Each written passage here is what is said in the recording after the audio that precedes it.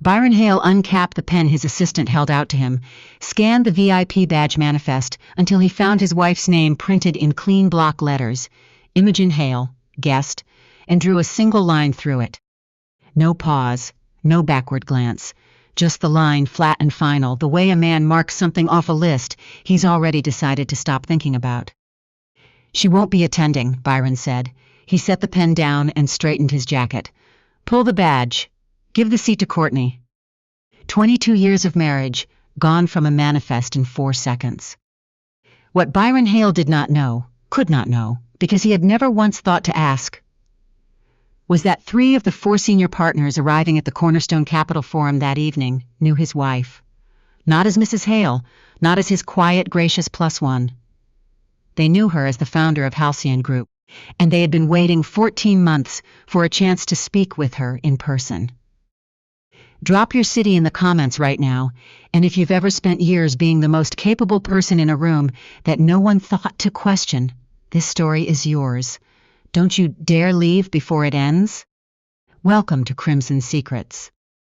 The morning everything started to unravel began the way most mornings did in the Hale household, on the 40th floor of a Streeterville high-rise, with Byron moving through his routine like a man who believed the day had already been arranged in his favor. He was 51 years old, silver-haired, with the easy confidence of someone who had arrived at the level of wealth where other people mostly let you be right. His firm, Hale & Partners, had spent 15 years reshaping commercial real estate across the Midwest. He had his name on 3 buildings in Chicago and 1 in Detroit.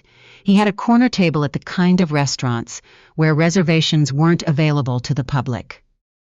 He was, by almost every standard he cared about, a success.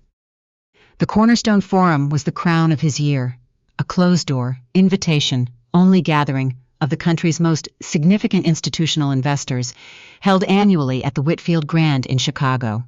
This year, Byron had spent 11 months positioning Hale & Partners for a development that would add $400 million to his firm's portfolio and establish him as a top-tier national player, not just a regional one. The key to closing it was Aldgate Partners, a coalition of 4 institutional investment funds with a collective portfolio north of $3 billion and a reputation for choosing partners they trusted completely, not just partners they liked. Byron had been cultivating their attention for over a year. Tonight was his night to convert cultivation into commitment. He called his assistant Alden from the back of his car. Everything confirmed, Byron asked. Yes, sir. Alden was 26, sharp, with the quality of stillness that comes from 3 years of learning exactly how much pushback his employer was willing to accept. Forum check-in opens at 6. The Aldgate Partners, Sutherland, Nakamura, and Farrow, are all confirmed.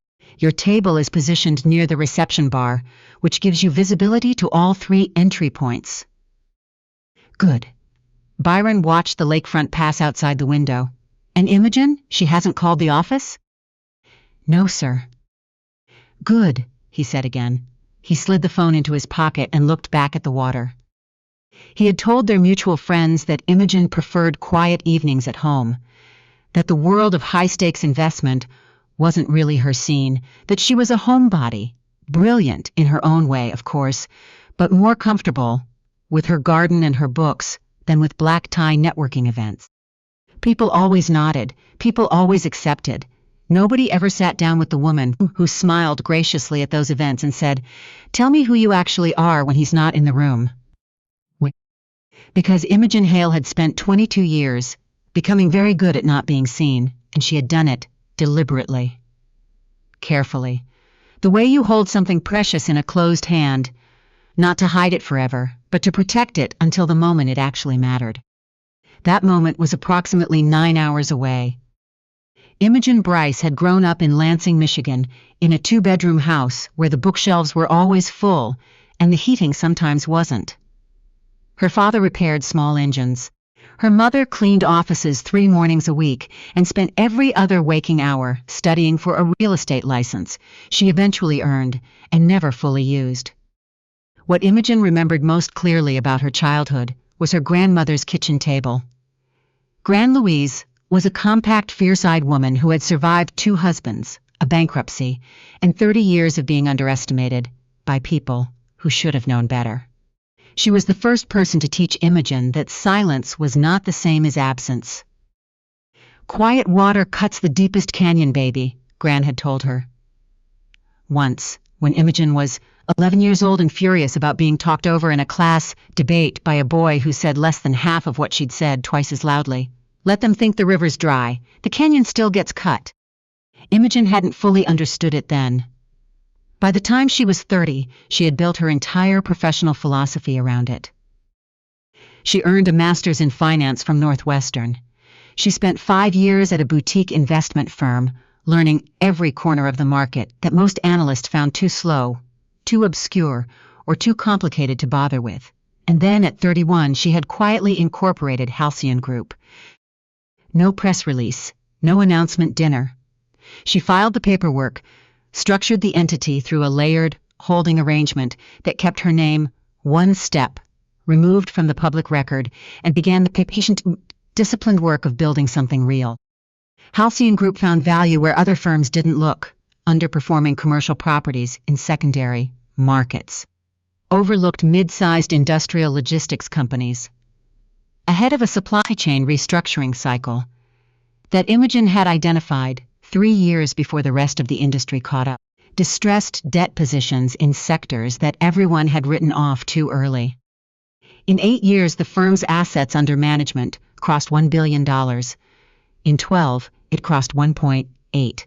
By the time Imogen was in her mid-40s, Halcyon Group was quietly one of the most disciplined and consistently profitable private investment firms operating in the country.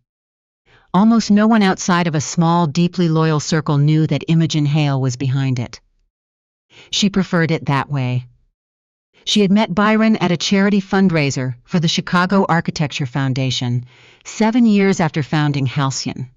He had been funny that night, genuinely, not performatively, and he had asked her questions and actually listened to the answers, or he had done a convincing enough impression of listening that she hadn't been able to tell the difference until much later. She married him, knowing he was a man who needed to be the most impressive person in every room. She had told herself that she could love someone like that without losing herself. She had been half right. The first real crack appeared 3 years into the marriage, at a dinner party in Wicker Park, with a group of Byron's development partners. A man named Baxter Walsh, loud, pleased with himself in the particular way of men who mistake volume for intelligence, had been holding court about a failed commercial acquisition in Indianapolis. He had lost a significant amount on the deal, and he was doing what men like Baxter did with losses, repackaging them as entertaining stories. "The market just turned on me," Baxter said, laughing into his wine. "What can you do?" Imogen, who had been quiet for most of the dinner, said without thinking, "The market didn't turn. The vacancy rate on Class B office in that corridor had been trending for 2 full quarters before your close date. It's in the county assessor data. It's public record. Someone should have flagged it." The table went still. Baxter looked at her. He looked at Byron. His smile stayed in place, but it recalibrated in the way smiles do when a man is deciding whether to be amused or affronted. "Is that so?" he said, not really a question. Byron reached over and placed his hand on Imogen's arm. His grip was light. His voice was lighter. "She reads everything," he said pleasantly, to the table and to no one specifically. "You'll have to forgive her." Forgive her, as though accuracy were a social offense. The conversation moved on, and that night, after the guests left and the kitchen was quiet, Byron told her she'd embarrassed Baxter, that Baxter was a proud man, that it would have been easier to let him tell his story. "I pointed out why he lost the acquisition," Imogen said. "He didn't ask you to." She had looked at her husband for a long, still moment. "No," she said, "he didn't." She went to bed. She lay in the dark and made a decision that she would hold for the next 19 years. She would stay quiet. Not because Byron had asked her to, because she wanted to understand with precision what his preference for her silence actually meant. Whether it was a passing insecurity or something structural. something about who he believed she was supposed to be in his life, and whether that belief was ever going to change. She waited, she watched. What she saw did not reassure her. She saw Byron build a version of their marriage for public consumption that had less and less to do with the actual woman he had married. In business settings, she became the gracious wife. At dinners, she became the supportive partner who smiled and said the right, pleasant nothing. At home, her observations became overthinking, her instincts became worrying, and her professional life, the one generating $1.8 billion of quietly managed capital, remained completely invisible. She watched him change slowly, the way light changes in a room as the season turns. Not dramatically, not all at once, just incrementally, until she looked up one day and realized that the man across the table had built an entire story about their marriage in which she was never the protagonist. She was the setting, the backdrop, the quiet room that made him feel large. She stayed anyway, not from weakness, from the particular patience of a woman who has learned the difference between the right moment and any moment. She was beginning to understand that her patience had an expiration date. The night before the Cornerstone Forum, Imogen was in her home office at the end of the hall. The room, Byron called her reading room, the room where she actually ran Halcyon Group, when her phone buzzed with an automated notification from the forum's conference management system. She had been added to the event contact list 2 years prior, when she'd quietly helped the organizing foundation restructure their endowment. The notification read, "Badge access removed. Hail Imogen guest." She read it once. She set the phone on the desk and sat very still. Through the window she could see the lake, silver gray, under an overcast sky. She had lived in this city for 23 years. She knew these streets, these buildings, this water, in the way you know things that have been the actual landscape of your real life. Byron had once told a business contact that we fell in love with Chicago, as though the city were something that had happened to them equally, and together rather than a place Imogen had chosen and made her own a full decade before she'd ever met him. She sat for a long time. She thought about Baxter Walsh and his Indianapolis deal. She thought about 19 years of dinner parties and networking events and meetings where she had held the full weight of what she knew behind a polite, patient expression while the people around her talked. She thought about Grand Louise in that kitchen in Lansing, sharp-eyed and certain, saying the things she always said when Imogen got frustrated with being underestimated. "Quiet water cuts the deepest canyon, baby. Let them think the river's dry." The canyon had been getting cut for a very long time. Imogen picked up her phone. She made one call, not to Byron, not to their attorney, not to a friend. She called Paloma Reyes, who had been Halcyon Group's COO since year 4 and was one of the most operationally precise human beings Imogen had ever worked with. "I need something," Imogen said when Paloma answered. "Name it." "An invitation to the Cornerstone Forum tomorrow night, not as a spouse, as myself." A brief silence on the other end. Paloma had always kept a careful, respectful distance from Imogen's private life. But she had her own private opinions, held quietly, the way capable people hold things they haven't been asked to say. "I'll call Oliver Vance at the foundation," Paloma said. Oliver Vance chaired the Cornerstone Foundation's investment committee. Halcyon Group had co-invested with the foundation's endowment fund twice. He would move whatever needed moving. Done before midnight. "Thank you, Paloma." A pause, then softer. "Are you all right?" Imogen looked at the lake. "I'm better than I've been in a while," she said, and she meant it exactly. Byron arrived at the Whitfield Grand at 6:45, moving through the lobby, with the particular ease of a man who had spent years learning how to enter important rooms, as though he belonged in them by default. The forum's main hall was already filling. 120 of the most significant investors, developers, and capital allocators in the country, arranged in the careful choreography of people who were all simultaneously working the room. Alden met him near the registration tables with an update. All 3 Aldgate partners were confirmed on site. Sutherland and Nakamura were near the East Bar. Farrow had arrived with a colleague from his fund's Chicago office. "Perfect," Byron said. He accepted a glass of champagne and surveyed the room with the quiet satisfaction of a man who believes the evening has been correctly arranged. He crossed to Mitchell Sutherland first.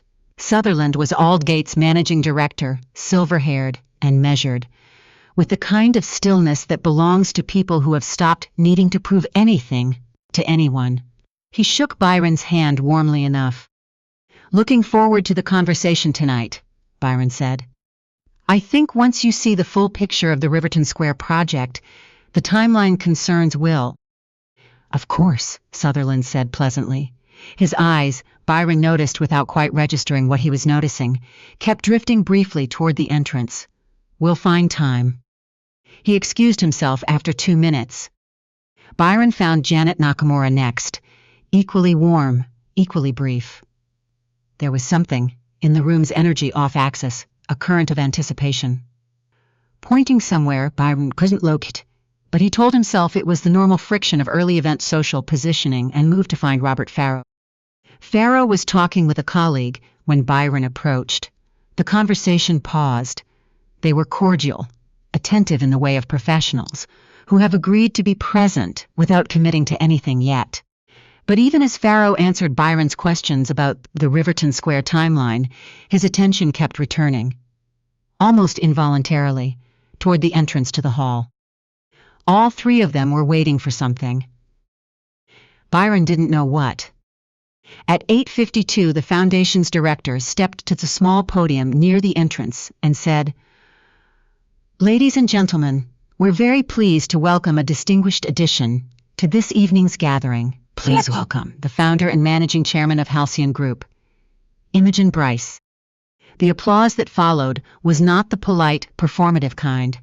It was the sound a room makes when it recognizes someone it has been genuinely hoping to see. Byron heard the name. His champagne glass stopped halfway to his mouth. Halcyon Group. He turned, and he saw his wife walk through the door. She was wearing a slate gray dress he had never seen before, simple and precise, and she moved through the entrance with the unhurried calm of a woman who had decided, at some point well before this evening, that she had absolutely nothing left to perform. No one turned to question whether she belonged there. No one turned to question anything. They turned the way people turn when someone enters a room and the room's center of gravity quietly, permanently moves. Mitchell Sutherland reached her first. He crossed the floor with a speed that was entirely at odds with his usual measured quality, and the expression on his face, the warmth, the genuine pleasure of it, was something Byron had never seen directed at him across 11 months of careful relationship building. "My God," Sutherland said quietly. He said it the way a man says something when he's received news he hadn't let himself hope for. And Byron, standing 20 feet away, with a glass of champagne he no longer knew what to do with, began to understand that the evening he had constructed so precisely was about to restructure itself around a center he had never known existed. Alden had known at 7:40 when the Foundation sent a courtesy notification to event staff. He had stood near the registration tables and read it twice. Imogen Bryce, founder and managing chairman, Halcyon Group, confirmed attendee, featured guest of the Foundation. He knew the name Halcyon Group. Anyone paying attention in serious capital markets knew the name. Disciplined, reclusive, extraordinary, returns, leadership that had never once given a public interview, operated with the kind of discretion that the industry quietly respected and quietly envied. He thought about the badge manifest that morning. He thought about Byron's pen, drawing a clean, unhesitating line through Imogen Hale Guest. He considered telling Byron. He thought about it for exactly 10 seconds, standing alone near the coat check with his phone in his hand. Then he thought about what it would actually change. Byron would have pivoted, managed the revelation, turned the evening into a carefully constructed performance of gracious discovery, rather than letting it be what it actually was. A correction that had been a long time coming. Alden put his phone in his jacket pocket. He went back to his checklist.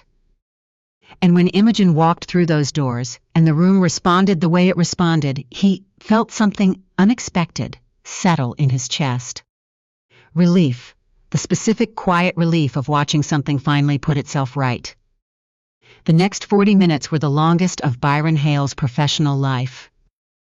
He watched his wife move through a room he had spent 11 months trying to earn, and he watched the room respond to her in a way it had never responded to him. Not with performance, not with politeness, but with something closer to gratitude. Like people who had been waiting to talk to someone they actually wanted to talk to, and had finally gotten the chance. Janet Nakamura took Imogen's hands in both of hers, the ease of old colleagues resuming a conversation that had simply been paused. Robert Farrow pulled Imogen aside within 8 minutes of her arrival and entered a conversation that Byron could see from across the room with the peripheral accuracy of a man watching something he doesn't want to acknowledge. Was not the social kind. It was the substantive kind. The kind where both people lean slightly in and stop tracking anyone else in the room.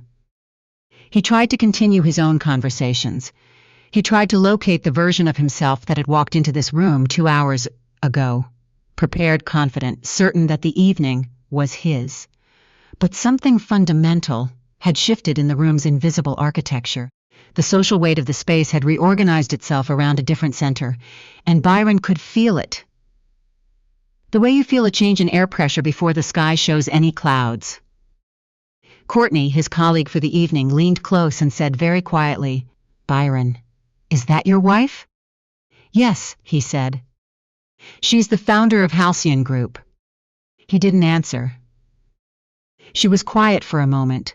When she spoke, her voice was not unkind. "Just honest. I think you may want to reconsider some things about tonight." He didn't respond, because she was right, and knowing it felt like standing on a floor that had just revealed itself to be glass. He found Imogen at 9:40. She was finishing a conversation near the windows when she looked up and saw him crossing the room. She said something brief to the people beside her. They stepped back with the discreet understanding of experienced people, who recognize a private moment unfolding and want no part of what's inside it. And then she turned to face him. Byron stopped 2 feet in front of his wife. He had prepared nothing. That was new. He always prepared something. "How long?" he said. His voice came out lower than he intended. Imogen looked at him steadily, no anger behind her eyes, no triumph, just a clear, full attention that he had been receiving for 22 years without ever once properly seeing. "Since before we met," she said. The words landed on him fully, not a blow, something colder than that, more clarifying. Before the charity fundraiser, before the first dinner, the courtship, the wedding, before all of it, she had already been this. "Why didn't you tell me?" He meant it as a question. It came out as something more desperate. "I tried," Imogen said quietly. "In different ways, different rooms, over different years." She paused. "You always answered the question you were comfortable with, not the one I was actually asking." "What were you asking?" She held his gaze for a moment. "Whether you loved me, or whether you loved having someone who made the room feel like yours." The silence between them lasted a long time. Around them, the forum continued. 100 conversations. The sound of glasses, the ambient energy of a room full of people performing their most impressive versions of themselves. In the 2 feet of space between Byron and Imogen, there was none of that. Only the rare, uncomfortable quality of 2 people who had run out of things to perform. "I didn't know," he said finally. He meant it in the full, insufficient way that admissions of ignorance always are, when what was missed was standing right there the entire time. "I want you to know that I genuinely didn't know." "I know you didn't," she said. And the sorrow in those 4 words, quiet, precise, with no accusation behind them, just the plain honest weight of it, was harder to carry than anger would have been. Because anger could be argued with. This could not. "Go back to your conversations, Byron," she said, not coldly, not dismissively, with the specific practicality of a woman who understood that the real conversation, the one they had been not having for the better part of 2 decades, was not going to happen here. between the cocktail tables with 120 people watching. "We'll talk, but not tonight." He didn't move immediately. "I'm not done," he said. "No," she agreed, "you're not."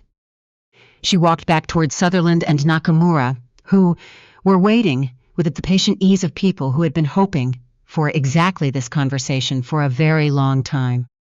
Byron walked back to his table. He sat down. He picked up his champagne glass, realized he didn't want it, and set it back down. He thought about 22 years of dinners where he had redirected her mid-sentence. He thought about the badge manifest that morning, the pen in his hand, the line he'd drawn through her name, with the casual certainty of a man who has never once been required to wonder whether he might be wrong about the people closest to him. He thought about what that line had actually said about who he was. The journalist found Imogen near the coat check at 10:15. His name was Oliver Pratt, and he wrote for Institutional Capital Review, the kind of publication where the readership was small, specific, and deeply attentive. "Miss Hale," he began. "Bryce," she said pleasantly. "Oliver, you know who I am." He did. He wrote it down without being asked. "Halcyon Group has operated for 16 years, with essentially no public presence," he said. "No interviews. No photographs tied to the firm's leadership. You've been one of the most closely held names in private capital markets for over a decade. And tonight you walk into the Cornerstone Forum, announced by name and title." He looked at her directly. "Why tonight?" Imogen considered the question the way she considered all questions worth answering. Seriously, without performing the consideration. "Some doors stay closed as long as you keep your hand off the handle," she said. "I decided to open this one." "Why now?" She looked past him briefly, at something or somewhere he couldn't quite follow, then back. "Because someone reminded me that choosing to be invisible is still a choice," she said, "and I'd been making it long enough." Oliver Pratt wrote it down. He looked up. "One more, professionally, going forward, how would you like to be identified in print?" Imogen held his gaze for a moment. "Miss Bryce," she said, quietly, "the way you say something you've been keeping in a closed drawer and have finally decided to take out. That's my name. It's always been my name." He wrote it down. The Riverton Square deal closed 6 weeks later. It closed because of a restructured integration timeline that Imogen had outlined to the Aldgate partners in a 20-minute conversation the night of the forum. A phased consolidation approach that addressed their timeline concerns directly while protecting the asset's operational stability through transition. It was the framework that made the deal workable. Without it, Sutherland had told his team afterward, they would have walked. Hale & Partners received full lead credit on the acquisition. That had been Sutherland's suggestion, and Imogen had agreed to it without hesitation and without drama. She had not come to the Cornerstone Forum to dismantle what Byron had built. She had come because he had drawn a line through her name, and she had finally understood that allowing that to pass in silence was a story about herself she was no longer willing to keep telling. Byron called her when the papers signed. "It closed," he said. "I know, Paloma told me an hour ago." A pause. "The framework you gave them was the right business decision," she said. "That's all it was." A longer pause. "Imogen, I want to have a real conversation, not in a hallway." She was quiet for a moment. "Thursday," she said. "Come to the house. Come ready to actually listen, Byron. Not to explain, not to position, not to manage what I'm saying while I'm saying it. Just listen." He said he would. She believed in some new and provisional way that he might actually be starting to mean it. 3 months after the Cornerstone Forum, Halcyon Group issued its first public statement in 16 years of operation. It was 91 words, precise and entirely without apology. It confirmed that Imogen Bryce, founder and managing chairman, was stepping into an active public role in the firm's leadership going forward. It announced 2 new strategic initiatives launching in the first quarter.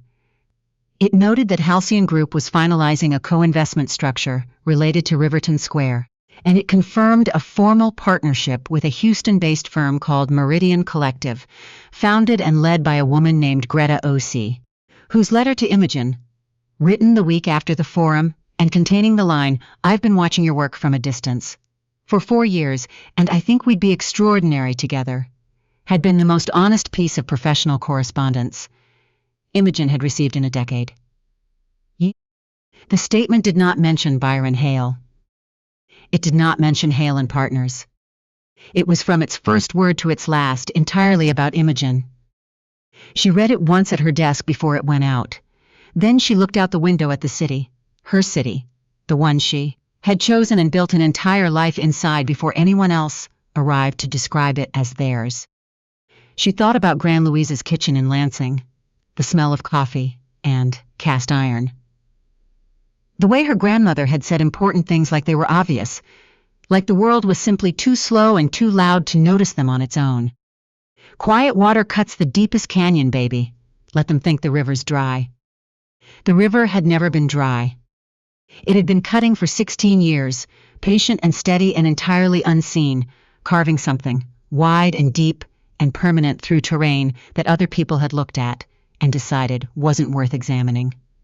And now the canyon was visible, fully, irreversibly visible, to anyone willing to stand at its edge and actually look down.